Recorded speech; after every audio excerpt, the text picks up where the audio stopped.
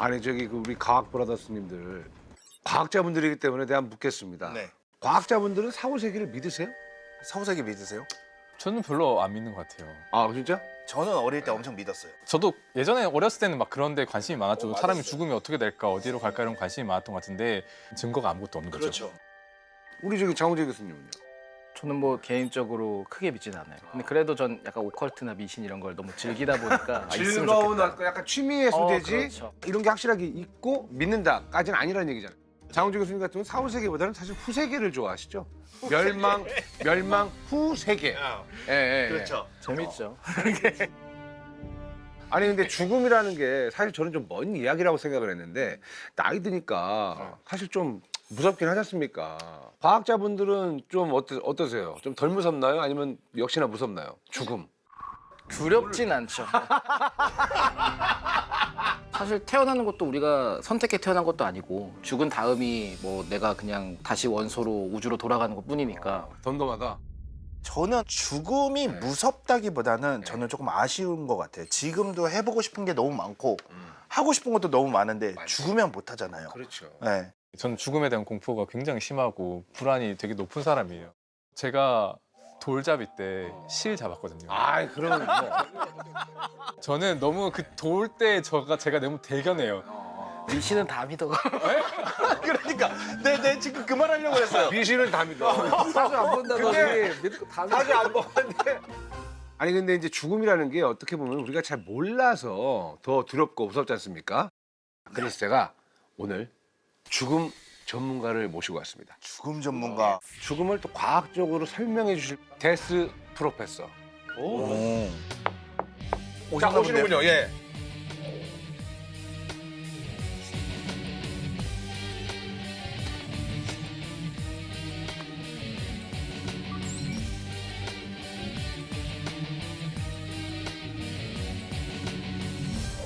안녕하세요. 반갑습니다. 안녕하세요. 본인 소개 좀 부탁드리겠습니다. 네, 저는 성균관대학교 의과대학에서 법의학 연구실을 이끌고 있는 김문영이라고 합니다. 반갑습니다. 네, 법의학 연구실. 국립과학수사연구소에서 촉탁법의관으로 매주 부검을 하고 있기도 합니다. 아, 그 부검이라는 거 이제 저희 뭐 드라마나 영화에서 너무 많이 봤죠. 그렇죠. 그 차가운. 예, 차가운 조명 탁 켜고. 그렇죠. 예. 약간 테이블도 다 스테인리스로 돼 있고 막 그렇게 돼 있잖아요. 실제로도 그렇게 하나요? 사실 그 드라마나 영화에서 나오는 부검실은 다 조명을 어둡게 해놓기 때문에 그런 그렇죠. 무서운 상황이 생길 법한 예. 분위기가 있는데 예. 사실 실제 부검실은 이 세트장보다 훨씬 밝거든요. 네. 정말 대낮처럼 환하게 해놓고 이제 부검을 해야 우리가 전신에 나타난 모든 소견들을 다 충분히 볼 수 있기 때문에 음악도 막 틀어놓고 그래 그러면? 음악을 틀어놓는 법의학자 굉장히 사이코패스 같지 않나요? 무슨 말씀하시는 거예요? 오늘 위험한 아니 왜 음악을 틀어야 된다고 오늘 좀- 생각했어요? 아니 자기만의 집중하는 루틴이 있을 수 있으니까. 무슨 음악 드시겠어요? 아니 뭐 재즈 같은 거 딱 틀어놓고 우아하게 이러실 수도 있어요. 아니 지금까지 몇 건을 부검하셨어요? 지금까지 1095건 부검했습니다. 그걸 세고 계세요? 아, 저는 그 제가 부검한 거는 다 이제 엑셀 파일 하나로 요약을 해서 정리하고 있어서 부검 소견서도 작성을 하셔야 되니까. 네, 네. 건이 넘어요? 어제도 하고 왔습니다. 네. 진짜요? 제가 어제? 담당하는 요일이 목요일이라서 예, 예. 네. 아니 그러면은 우리 교수님이 부검해서 진실을 알아낸 사건이 있습니까? 네. 어떤 케이스인가요? 이 사건은 뭐 언론에 보도되거나 한 일은 아니고 네. 이게 제가 이제 부검을 했던 사건인데 어. 이제 여관에서 이제 사실혼 관계로 지내시는 부부가 계셨어요. 네.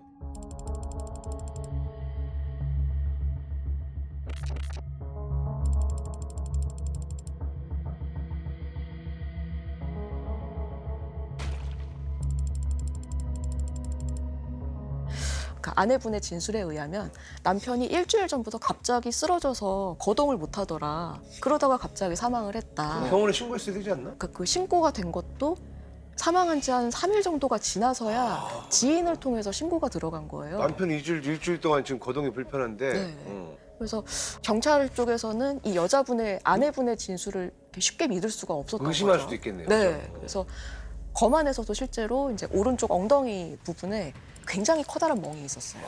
커다란 멍이 있다. 예. 그러니까 경찰 입장에서는 약간 여성분의 가정폭력까지도 의심을 했던 것 같아요. 아, 이 여성분이 때렸다. 그럴 수도 아내 있- 사실혼 관계 그럴 아내가. 수도 성욕으로 있겠다. 인해서 남편이 사망했다라고 네. 이제 보는데 네. 근데 부검을 해보니까 실제로 이제 오른쪽 엉덩관절 쪽에 골절이 굉장히 크게 있었는데 골절이면 네. 이 부분을 현미경으로 보니까 암세포가 나왔어요. 암이요? 전이된 암 때문에 약해진 뼈가 저절로 골절이 돼서 거동을 하지 못하다가 돌아가신 거죠. 아, 그럼 폭력이 아니었던 거네요. 그렇죠. 타인은 병사로 결정. 네, 병사였습니다. 그러니까 이분은 어디서 진단을 받으신 적도 없었고 네. 그러니까 여관에서 지내실 정도면 굉장히 경제적으로도 어려우신 분들이었기 네. 때문에 그럼 그 아내분 같은 경우는 이제 누명을 어떻게 벗었죠. 보면 억울하게 남편을 죽인 아내로 누명을 쓸 뻔했네요. 그러니까요. 부검을 통해 가지고 과학적으로 증명이 되니까 그렇게 또 억울한 일을 어떻게 보면 해결해 줄 수도 있는 거고. 그래서 억울한 죽음이라고 했을 때 보통은 사망자가 억울한 죽음을 당했을 경우를 우리가 많이 생각을 하는데 사실은 살아있는 사람의 억울함을 풀어주는 역할을 하기도 합니다. 아니 근데 보통 사람들은 이제 죽음을 좀 멀리하고 좀 외면하지 않습니까? 제가 그래요. 그러니까 되게 심약하고 비도 약해서 사실 지금도 너무 걱정이 되는데 어떻게 그렇게 그럼 어떡하지? 그러면 다시 학교로 잠깐 가 있을래요? 성균관으로 잠깐 가서 학생들하고 좀 있다가 다음 회 녹화 때 들어오시면 될 것 같아요.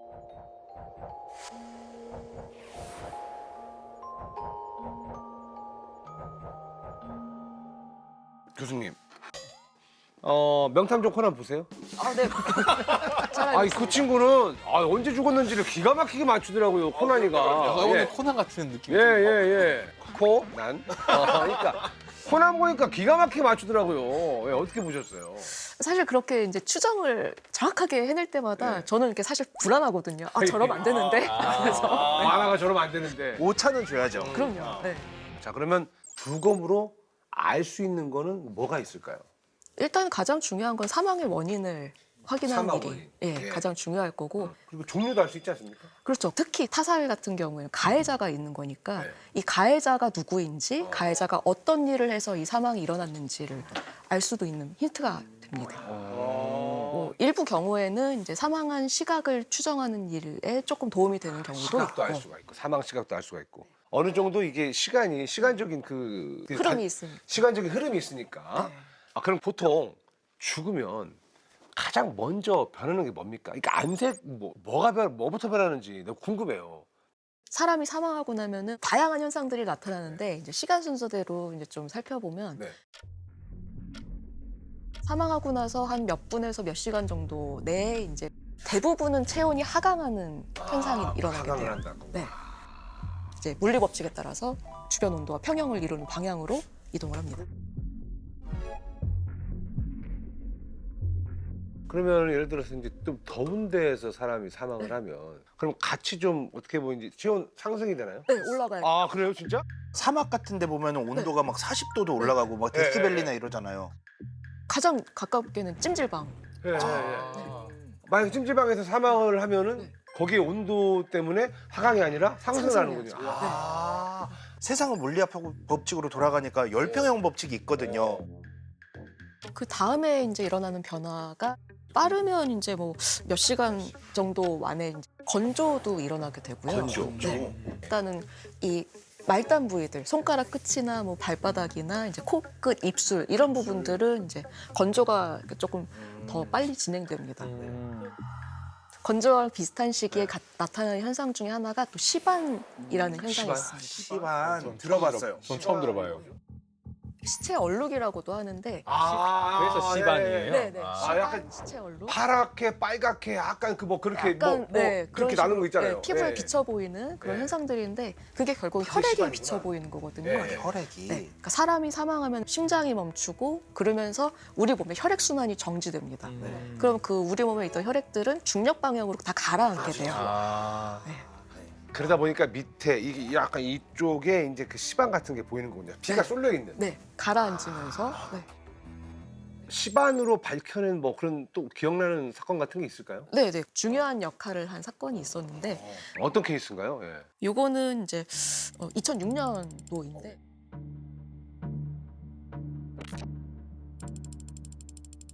일가족이 이제 차를 타고 가다가 교통사고가 났고 조수석에 타고 있던 아버지가 사망을 하신 거예요. 오. 근데 이제 동승했던 가족들도 다 그냥 교통사고였다. 뭐 운전에 실수가 있었던 것 같다. 이렇게 얘기를 했고 일반적인 교통사고니까 이제 빠르게 시신도 화장을 해가지고 부검은 못했습니다. 근데 이제 시신을 찍었던 사진에서 네. 시반이 발견됐습니다. 시반이요? 교통사고로 이제 사망해서 응급실에서 이제 찍은 사진에서 시반이 보이는데 교통사고 직후에 응급실로 이송했는데 이미 시반이 생겨 있었다. 그러면 그 전인 거, 그 전인 거구나. 바로 응급실에 빨리 출동해서 네. 응급실로 가서 사진을 찍었는데 그때는 나오면 안 되는 시반이 네. 나온 거예요. 사망한 직후에는 생길 수가 없죠. 사망한 바로 직후에는 이송 중에는 시반은 생길 수가 없다. 네. 그래서 이제 조사를 해보니 범인은 그 자동차에 같이 타고 있던 아내와 아들이었다. 아버지를 먼저 살해하고 네. 그다음에 그걸 교통사고로 위장했다. 그 시반 때문에 밝혀진 거네요. 네. 야, 정읍 보험 사기 사건이라는 보험 사기 사건이요? 경찰 조사에서 내연남은 김 씨 부인이 남편이 사망하면 보험금과 퇴직금 10억여 원을 나누자고 제안했다고 자백했습니다.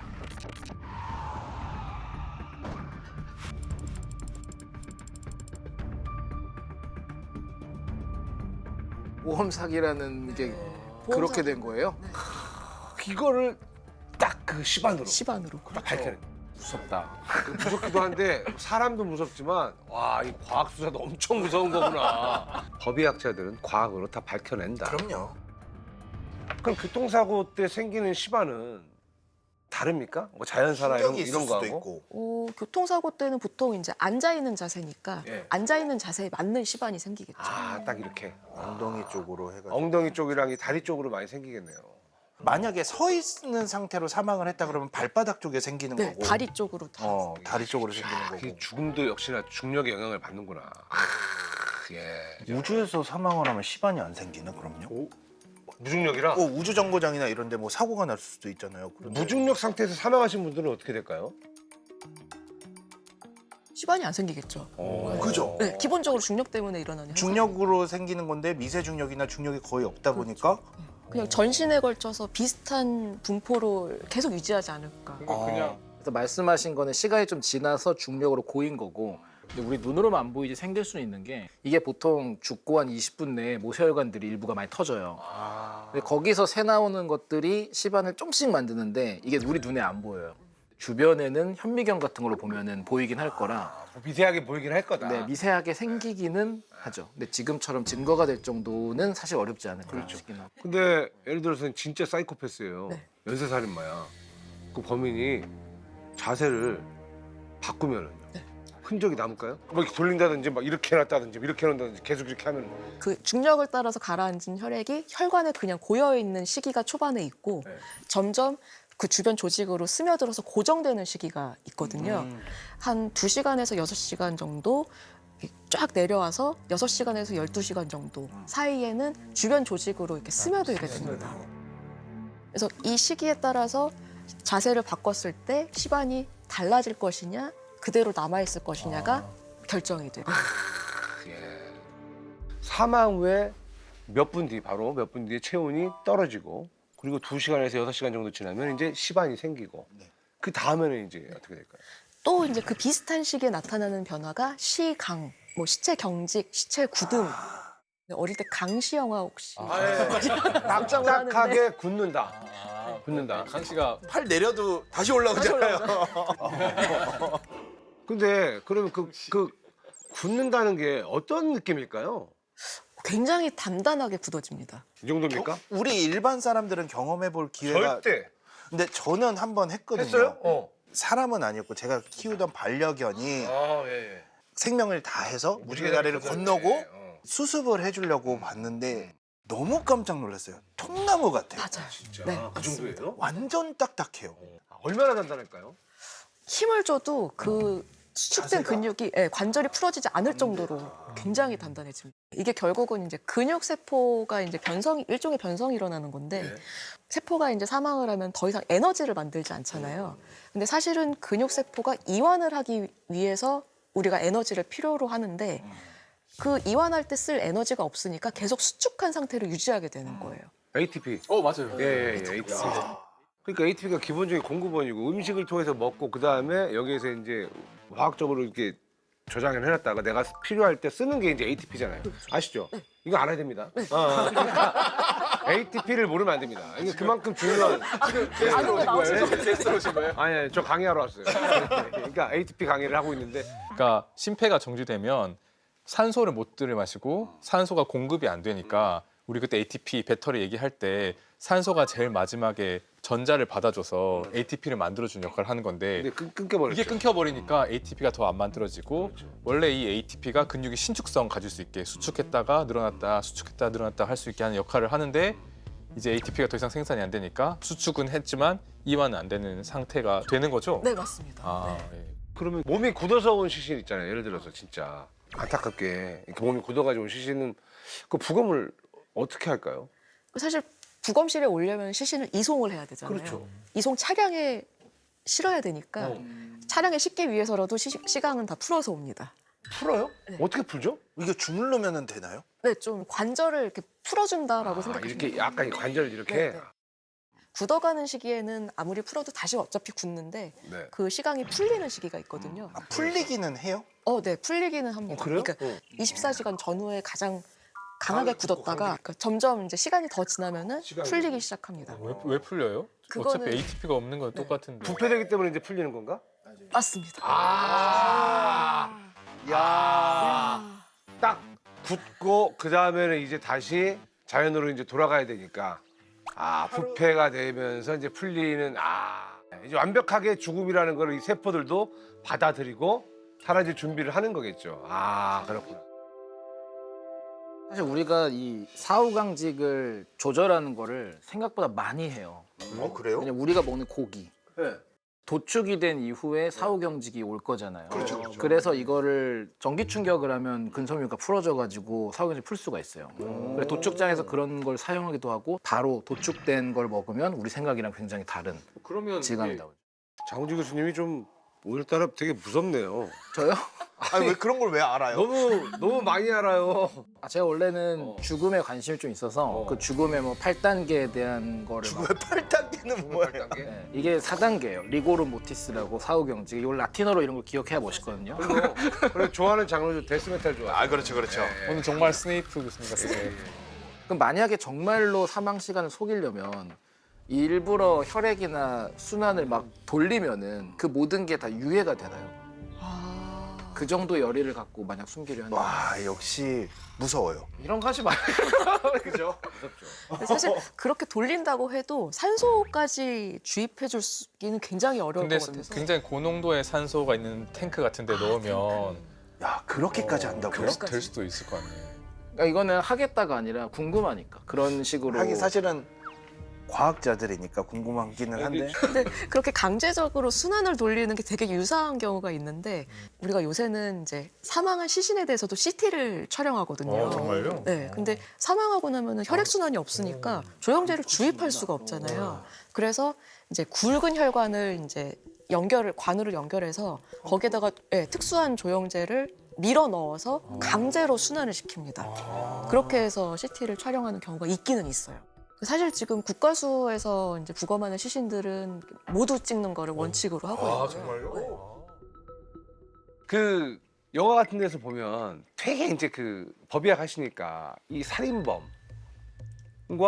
법의학자 간의 어떤 그런 막 숨 막히는 막 그런 그 약간 그 머리 싸움 이런 게 있잖아요. 근데 시신을 딱 보니까 이상하다. 이런 케이스라든지 사건이 또 있을까요?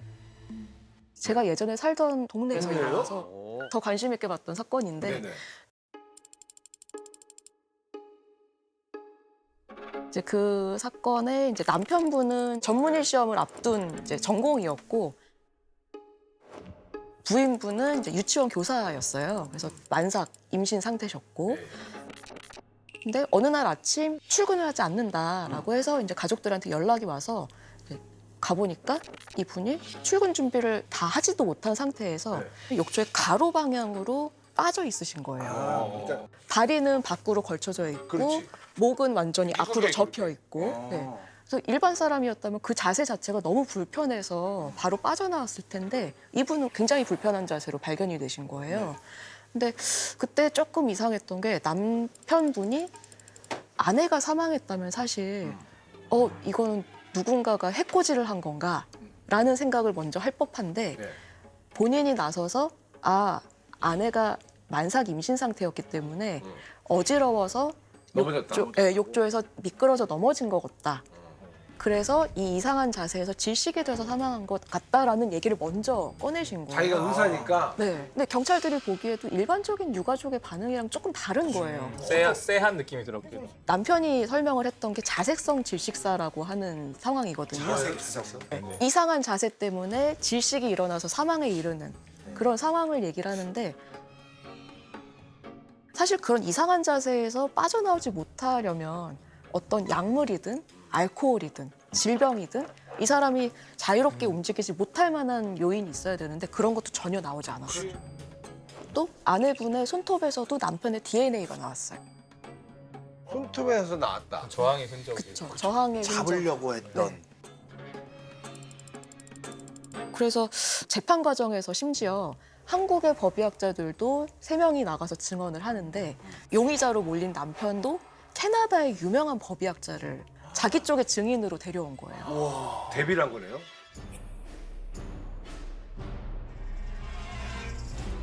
저는 이 사건을 몰라서 그래서 결론이 뭔지 너무 궁금해요. 어떻게 됐어요? 그래서.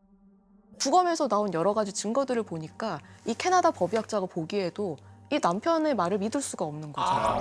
네. 그래서 오히려 법정에 나와서 자기의 의견을 철회를 했습니다. 네.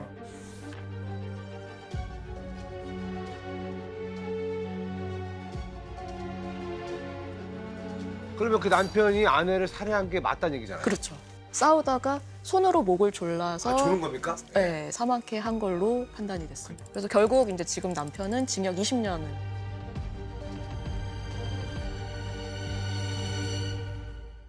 남아있는 분들이 너무 힘들어하십니다. 그럼요. 네.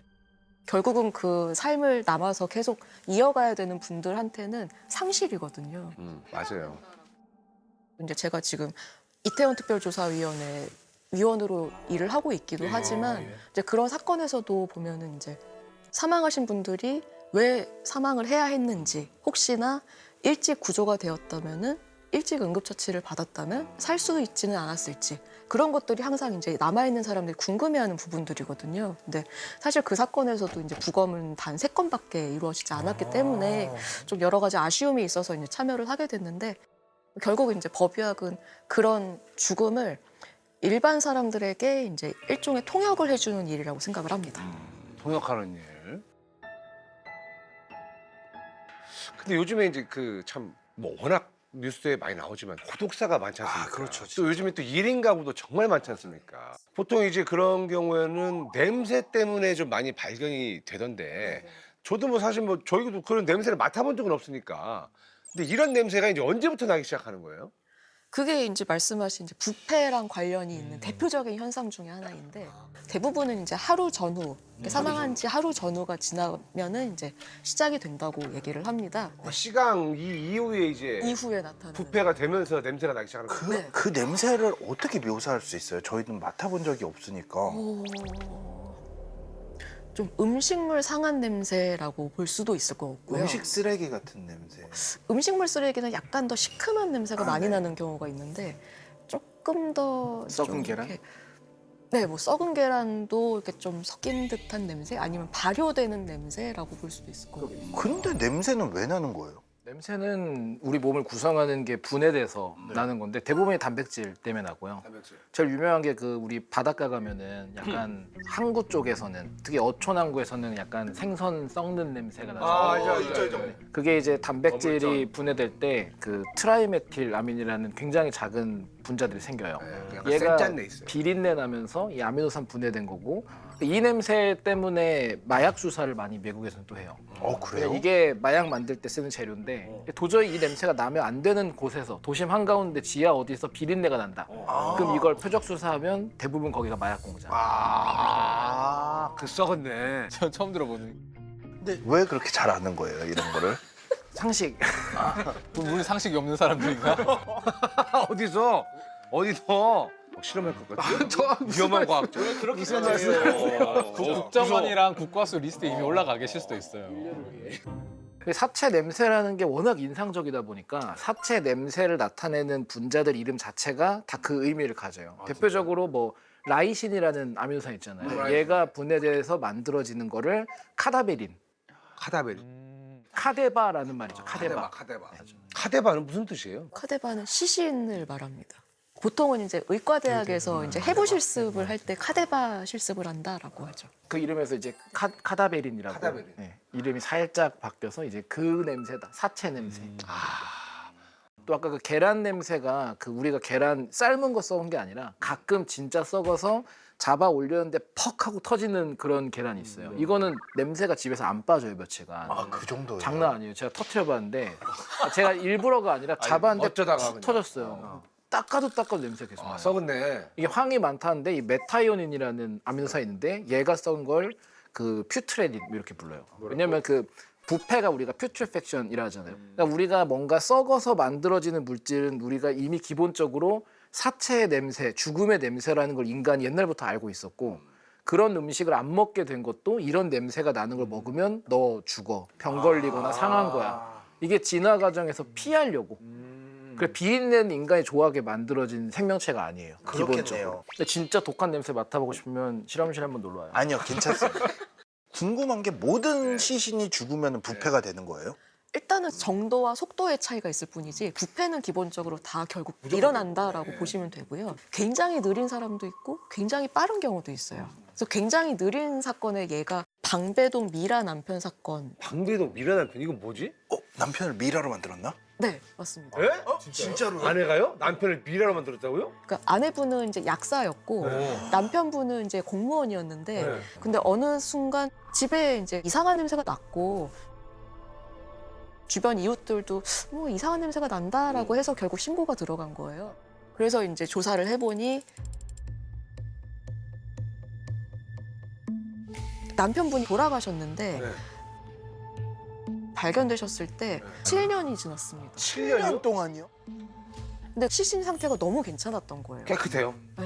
부패가 거의 되지 않은 상태로 그냥 건조만 좀 진행된 상태였습니다. 사망 신고를 7년을 안 하신 거잖아요. 유가족 중에 용의자가 있을 수도 있어요. 그렇죠. 네, 그럴 수도 있죠. 가족들이 이렇게 사망 신고를 늦게 한 거에 어떤 범죄와의 관련성이 있지 않느냐. 그래서 이제 조사를 해보니 남편분이 간암으로 굉장히 오랜 시간 투병을 하셨대요. 남편분이요? 네, 근데 어느 순간 결국 돌아가셨는데 네. 이 남편의 사망을 인정을 하지 못해서 아내분이. 네, 아내분하고 그 자녀분들이 모두 그 남편분을 장례를 치르지 않고 사망 신고도 하지 않고 자녀들도 알고 있었는데요? 네, 집에 이제 잘 모셔놓고 매일매일 이렇게 돌보고 닦아드렸던 거예요. 이 실화예요? 영화가 아니에요? 그러니까 그만큼 아빠가 너무 소중해서 그러니까. 보내고 싶지 않았던 거예요, 가족들이.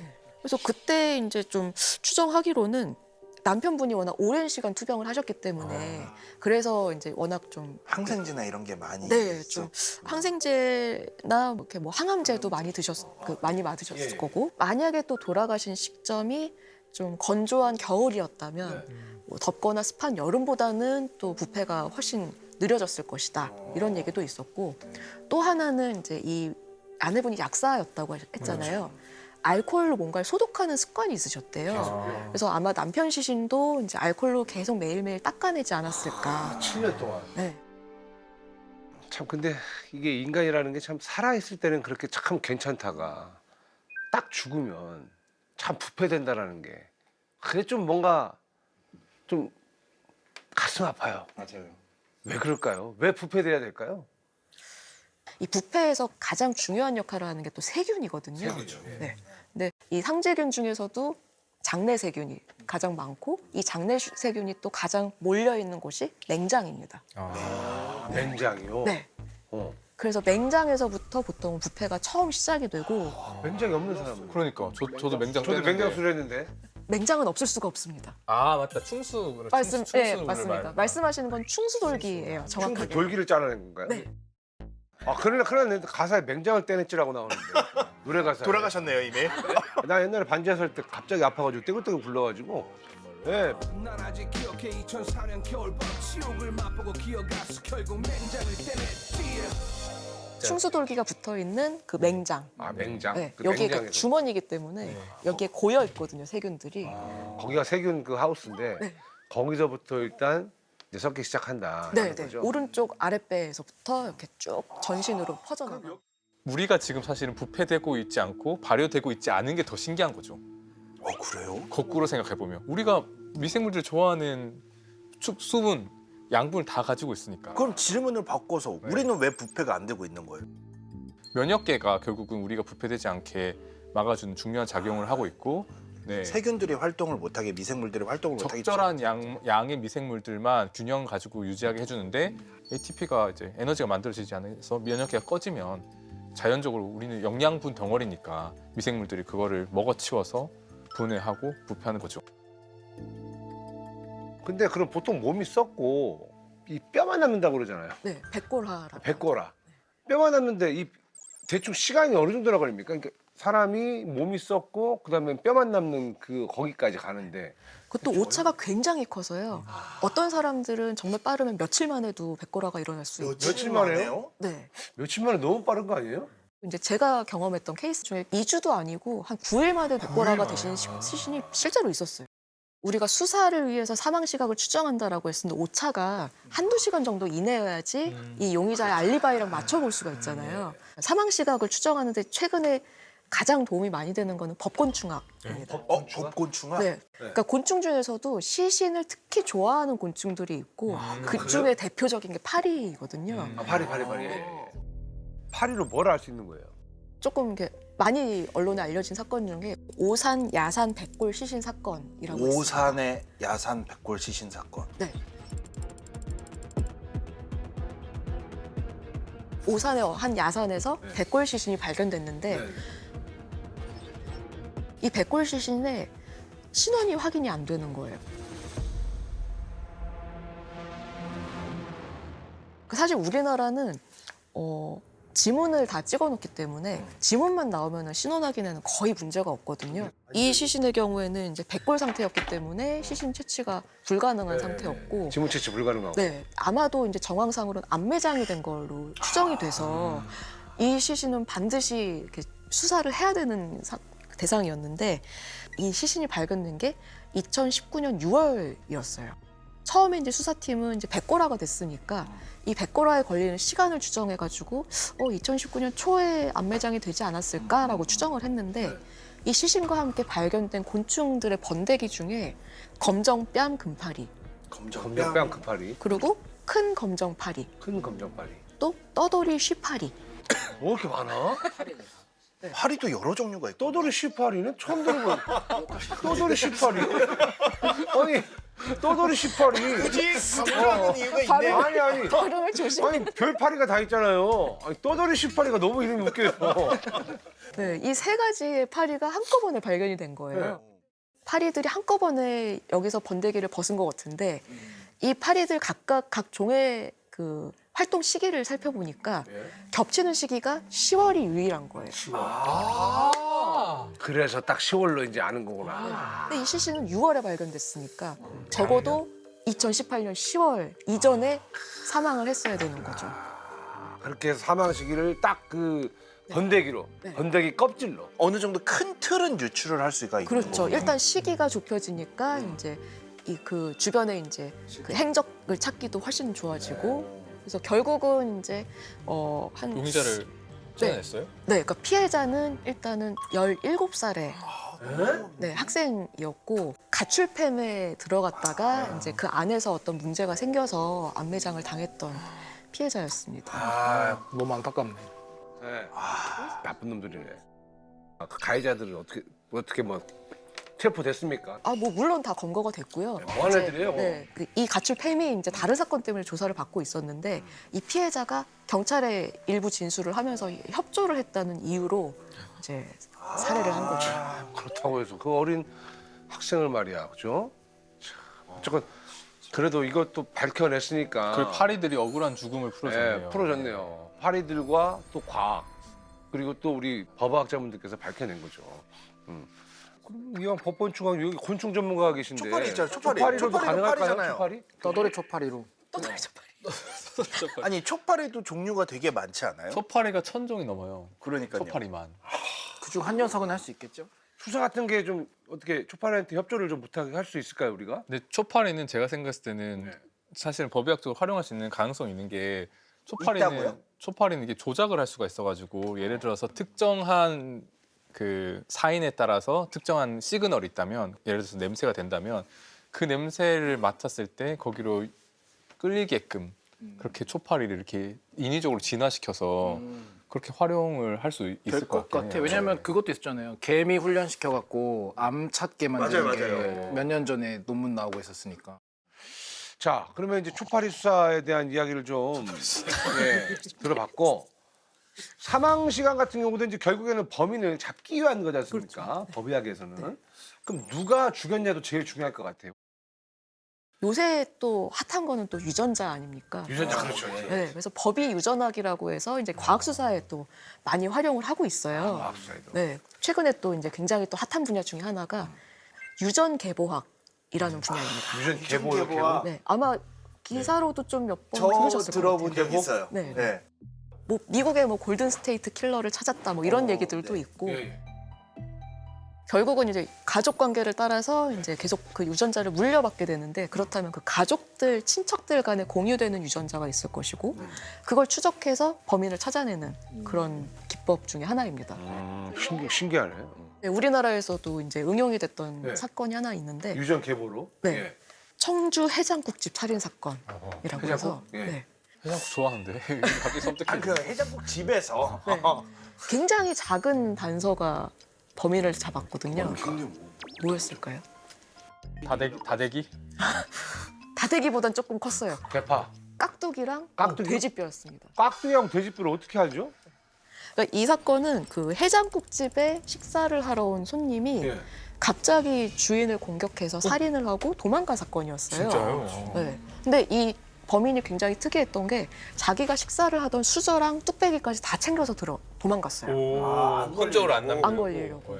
그러니까 그때도 이미 유전자로 수사를 한다는 건 너무나 유명했을 때니까 흔적을 최대한 안 남기려고 했는데 그거를 가져갔다고요? 이 사람이 챙겨가지 못한 게 자기가 먹던 깍두기랑 돼지뼈를 남겨놓고 간 거예요. 아, 그래서요. 그래서 거기서 이제 유전자를 채취해서 남성의 유전자가 나왔습니다. 네. 근데 여기서 이제 남성의 유전자라면은 Y 염색체가 있었을 것이고 Y 염색체에서는 우리가 STR 검사라는 걸 하거든요. STR. 네, 예. 그게 뭐죠? STR 검사라고 해서 우리가 갖고 있는 유전자 염기 서열 중에 기능은 없는데 특정 염기 서열이 계속 반복되는 구간들이 있어요. 네. 네, 근데 사람마다 그 구간 그 반복되는 횟수가 사람마다 다르거든요. 그 다른 횟수를 가지고 유전자 프로파일을 만들어서 그 개인을 찾아내는 그런 기법입니다.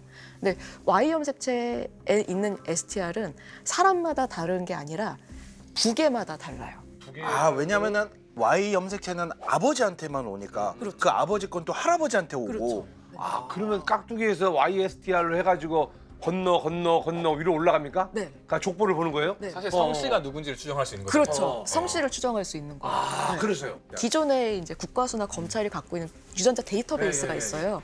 거기에 데이조를 해보니까 같은 YSTR을 갖고 있는 굉장히 특이한 성씨가 나온 거예요. 뭡니까? 아, 성씨 말 못하는구나. 그건 예, 가문의 미안합니다. 가문의 어떤 예, 명예가 예. 걸려 있으니까. 네. 그러니까 YSTR로 특이한 어떤 그런 성씨를 발견했다. 네. 예. 그 성씨를 가진 사람들로 용의자를 좁힐 수가 있었던 거죠. 좁혀서. 그래서 찾았습니다. 아, 야. 그러니까 그 성씨가 흔한 성씨였으면은 또 모르겠는데 어렵겠는데. 어. 아주 공교롭게도 네. 몇 안 특이한 되는. 성씨여가지고 네. 그래서 밝혀낸 거군요. 이런 거 들을 때 항상 궁금한 게 이런 정보를 얻어서 비교를 해가지고 찾잖아요. 근데 국가수의 데이터베이스가 있다는데 그럼 그 데이터베이스는 우리가 성인 됐을 때 지문은 찍어도 유전자 정보를 주진 않잖아요.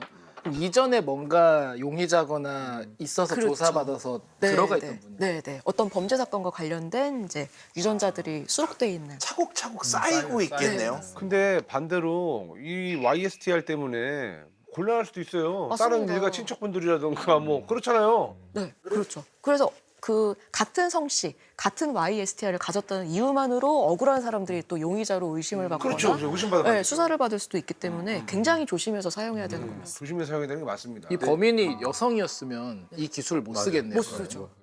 그 Y 염색체라고 하는 것이 굉장히 그 특히 북에 대해서는 정보를 추적하기에 되게 흥미로운 그 유전적인 정보인 거고 이걸 가지고 제가 이제 학교 수업 시간에 소개한 되게 흥미로운 사례가 중앙아시아 지역에 있는 사람들을 분석했는데 그 사람들의 8%가 똑같은 남자에게서 받은 Y 염색체를 가지고 있는 거예요. YSTI 8%요? 8%가 엄청 많은 건데. 8%는 엄청나게 많아요. 전 세계 인구로 따지면 0.5%의 사람이 0.5%. 다 같은 아빠나 한 사람의 아빠한테서 나온 거예요. 그러니까요. 뭐예요? 근데 추정해 보니까 시기가 나오는데요. 그 시기가 누구의 시기냐면 징기즈칸의 시기. 그래서 징기즈칸이 전 세계를 다 정복했고 징기즈칸도 자기의 Y 염색체를 뭐 자기 부계로부터 받았을 테니까 말하자면 징기즈칸에 아주 가까운 혈족의 남성들이 전 세계의 Y 염색체를 다 퍼뜨려서 0.5% 정도로 엄청 추정을. 왕성했네. 그럼요. 세계를 정복할 정도인데 왕성했죠.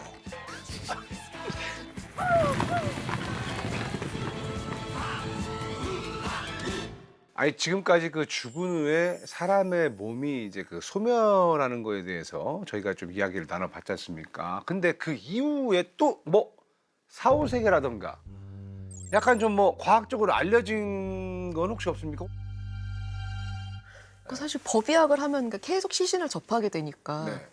뭔가 부검을 하고 나서 이분들이 저를 따라오지 않을까라는 생각을 해본 적은 있거든요. 뭐 꿈속에 나타나지 않을까. 네. 하지 못한 얘기가 있지 않으실까. 근데 한 번도 그런 걸 느껴본 적이 없어서 그래서 아 이게 사후 세계나 뭐 귀신 같은 존재가 있기는 있는 걸까. 사실은 이제 조금 의구심이 들기 시작했고.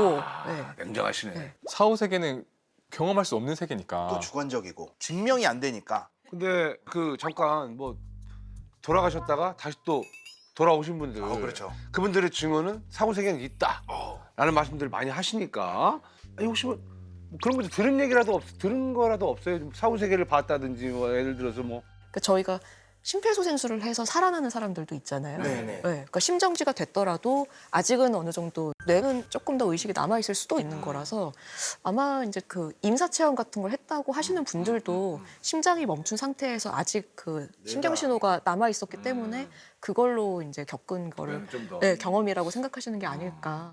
어쨌건 과학자분들하고는 사후세계에 대한 토크는 안 될 것 같아요. 딱 죽음과 이 죽음의 원인 그런 얘기들만 할 수 있을 것 같아요. 그렇죠. 뭔가 경험하지 않은 것들에 대한 이야기는 힘들 것 같아요. 사실 우리가 영혼 같은 건 더 미지 영역이지만 지금 주마등이라든지 이런 죽기 직전의 현상까지는 과학적으로 다 확인을 했어요. 네. 지금 여러 개인적인 시도를 하는 연구자들이 있겠죠. 죽음 이후가 있을지. 그러면은 죽는 순간에 인간이 뭘 느끼는지도 혹시 알 수 있나요?